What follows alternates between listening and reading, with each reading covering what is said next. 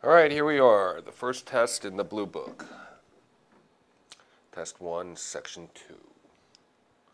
Oh, here we go. Let's look at the first question.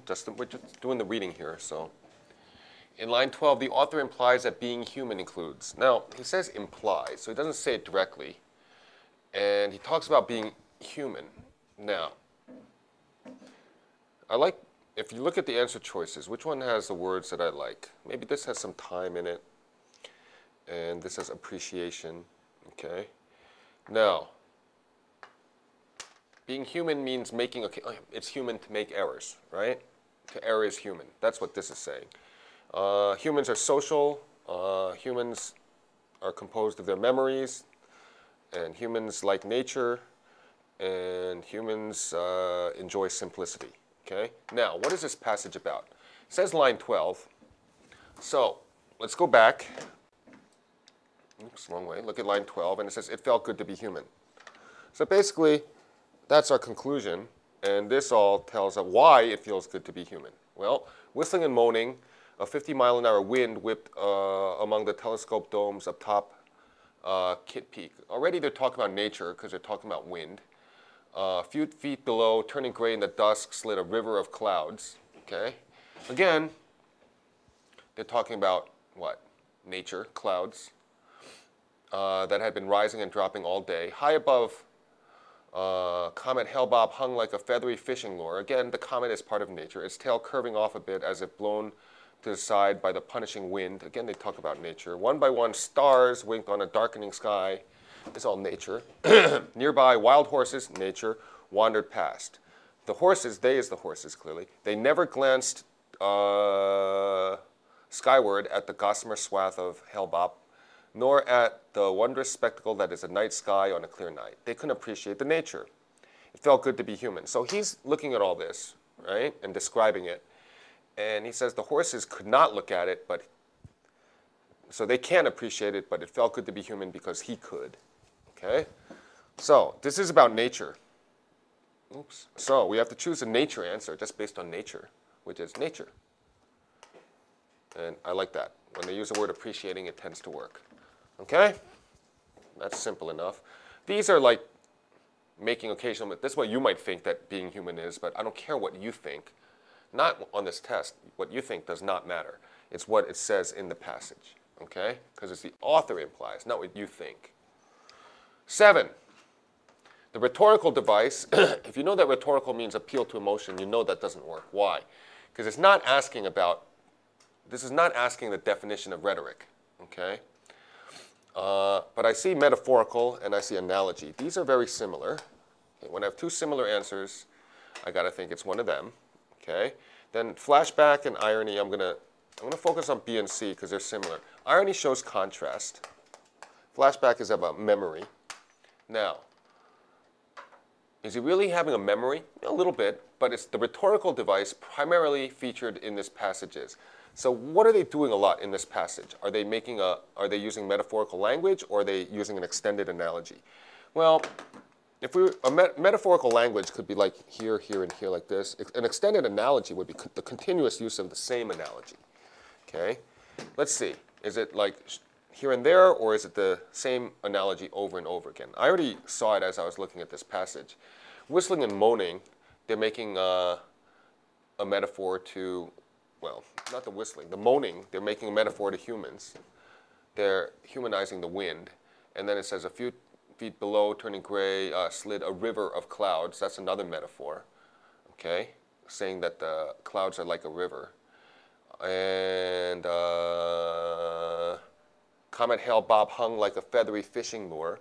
Like is a simile, but it's not an extended analogy. It's still a type of metaphor, although it's a simile. Let's see. One by one, the stars winked. Okay, if the stars are winking, that's a metaphor, clearly. Nearby, wild horses they never glance skyward. Well, clearly they do make a few metaphors in here, and that's what they seem to do. Okay, so where's my little wrong question? Next one. We got rid of that one. We got to go with this one. Okay, this one's too deep, and none of these work. Now, irony is in there a little bit. If you noticed that, they use irony once. The irony is that maybe the horses are part of nature, yet they couldn't appreciate the nature in the last sentence before the conclusion. Okay? But they only use it once, so the primary thing is not irony. The primary thing is what? Oops. The primary thing that they used is metaphorical language, okay? Because the description is very metaphorical. Easy enough. Now, let's see. The next one, let's look at the first sentence just here. In 1843, it's historical. Augusta Ada King, it's about Augusta Ada King, published an influential set of notes describing Charles Babbage's conception of an analytical engine, the first design for an automatic computer. So it's about Ada King and the stuff she did for a computer. Okay, Augusta Ada King. I'm just going to call it Ada King because Augusta's too long. Explaining, I like this. I like names. Providing a character analysis of Ada King. I like that. Ada King, I like. How and why, this is good. This is kind of out. No name, no name. So we're looking at these two. Is it about her interest in Ada King's science? Oh, sorry. Is it about Ada King's interest in computer science? Or is it about how and why Ada King is celebrated? Ah, celebrated means what? Famous. So if it's about why she's famous, it's C. If it's just describing or explaining her interest, sorry, not describing, explaining her interest in computer science, then it's A. Okay, but we know it's probably not D or E because it's not about Ada King. Okay? Now, what about B? If it's just about analyzing a character, then B is correct, but usually a passage is going to be about how and why, okay? Let's see. Let's look at the conclusion. That's usually going to tell us something. And whereas many women have helped to advance computer science, only King has had a computer language named after her, Ada. Well, if she had a computer language named after her, she is famous. Let's take a further look, though. We looked at the first sentence. King's notes, which included her program for computing a series called the establish her importance. However, this is going to be really important. Conclusion. Her fascinating life and lineage, she was a daughter of Lord Byron, and her role as a female pioneer in her field have turned her into an icon. Icon, pioneer, only King. She has inspired, there's biographies, plays, novels, and even a feature film. What does this tell you? She's pretty damn famous, okay? So the conclusion is usually going to be the however. That's the turning point. So she's like a computer nerd. She did this stuff, but she was really famous. The key is celebrated, famous, C. Pretty easy. Moving on. 9. The author of the... Now, we know that this is about how famous she is. Now, and we know it's a historical passage. Her family history. Well, they mention her father, Lord Byron. Remember that? We saw that. If not, take a look back. Her family history plays no part in the fascination she... I like this word, no. Why? Well, let's see. Normally, I don't like no because it means zero. But let's look at the nature of this question.